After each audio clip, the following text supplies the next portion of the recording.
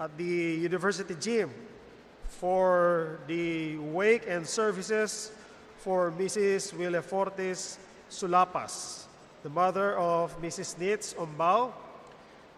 Thanks to Pastor Max Cadalig, PIC pastoral staff, Pastor Ephraim Parolan, Jemuel Absede, Rex Mangiliman for providing timely messages for the grieving. To all the members and faculty of AUP, thank you for the support you provided in our time of bereavements. To all the singing groups for the music and songs that comforted us in our grief and pains. Your words of encouragement, prayers offered, nightly visits during the wake and services for your love and our other tokens of support to our family. We thank you all for making it easier for us to bear our grief and pains. God bless you all. So, again, we'd like to express our sincere condolences to the Sulapas family for the passing away of Sister Willefortis Sulapas. Also, for the passing away of the brother of Mrs. Sally Familiano, Brother Leonardo Perdido, passed away, and the remains are in Baclaran SDA Church. He is the brother of Sister Sally Familiano. And also,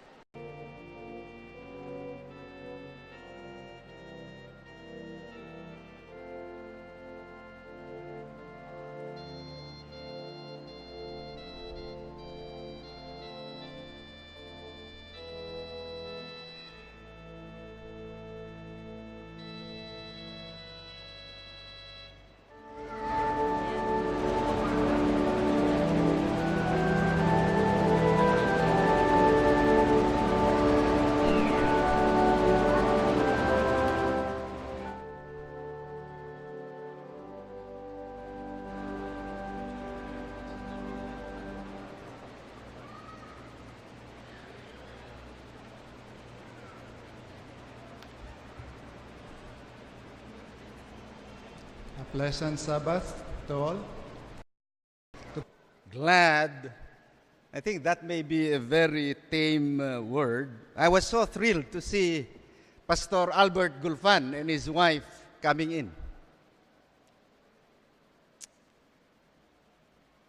For several weeks now, we have been praying for him. And I believe that all over the world, all the Seventh-day Adventists who know about his plight have been praying for him. And God is so good. Jesus Christ is alive.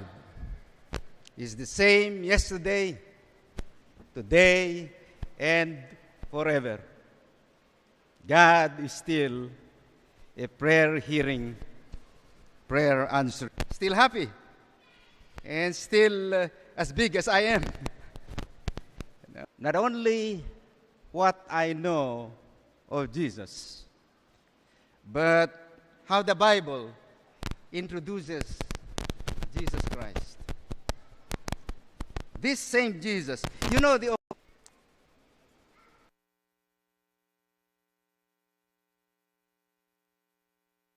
Thank you, Jing. They had their last who was suffering from flowing, and immediately she felt that she was made well. I understand, and they get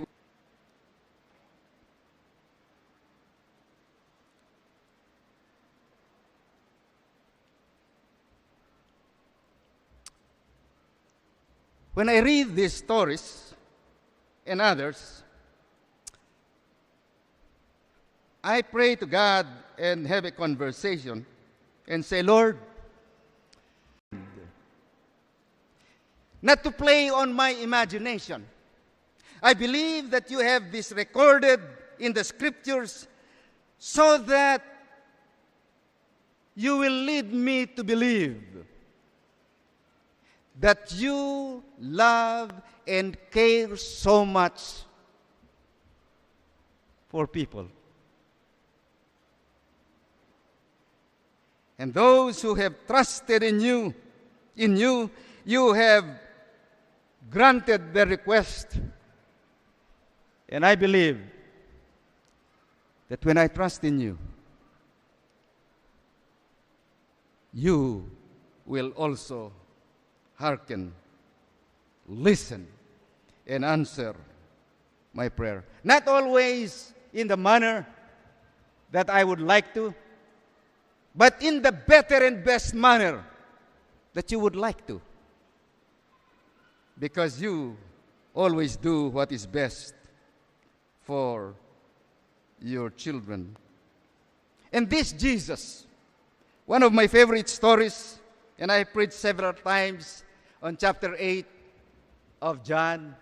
You remember the occasion? Early morning, while Jesus Christ was teaching in the temple, he was disturbed by the righteous people in Jerusalem. They brought along with them, in fact, they dragged this woman whom they have accused of having been caught in the very act of committing adultery. And they said to Jesus Christ, "What do you say?" You remember when Jesus Christ wrote on the ground? You know, that's a very beautiful, inspiring act of Jesus Christ. He did not write on granite or in stone, but he wrote on the ground, on the earth, easily blown by the wind. When they asked Jesus Christ, he wrote. Then those self-righteous people looked at what Jesus was writing.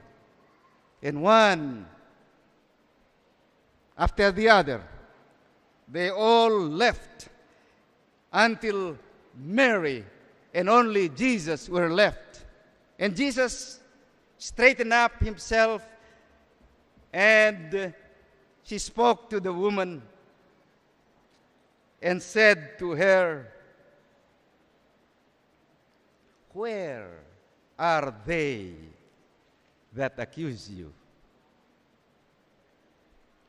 Did anybody condemn you?"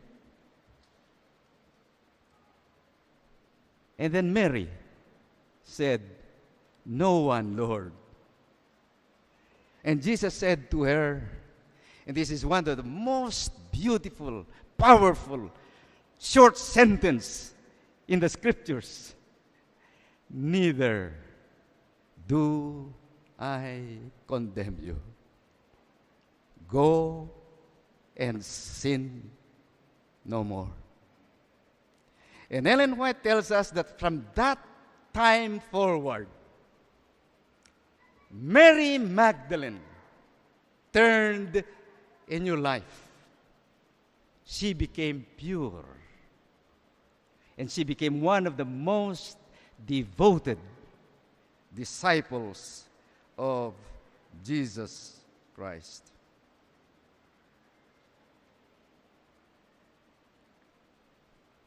And Jesus, our Comforter, cannot be with us now because he is in heaven, but he sends to us one who is like him, the Holy Spirit with all the power of omnipotence, not only to stand by our side.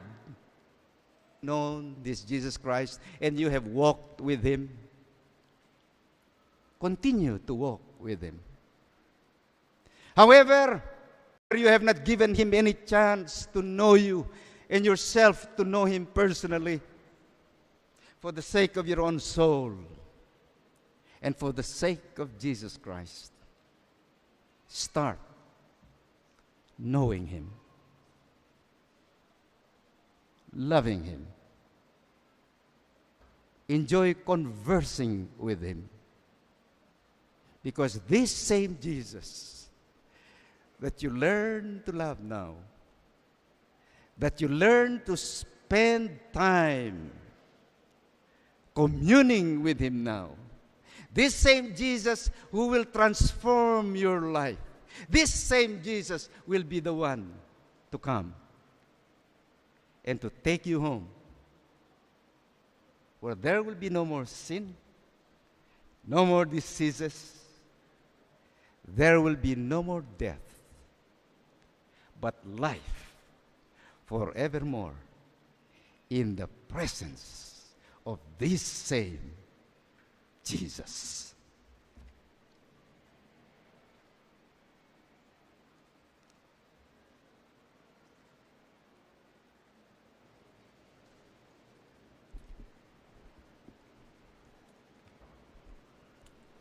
In response to the powerful message this morning, God is calling us to be His disciples by being faithful steward. Our offering is intended for our local church budget, and our reading today is entitled Celebrating His Promises. It says, God is faithful to His promises. Hebrews 10:23 says, let us hold fast the profession of our faith without wavering, for He is faithful that promise. A preacher once asked this question of his congregation: are we standing on the promises or sitting on the promises? On the premises, rather. Ellen White writes, take Christ at His word and let your lips declare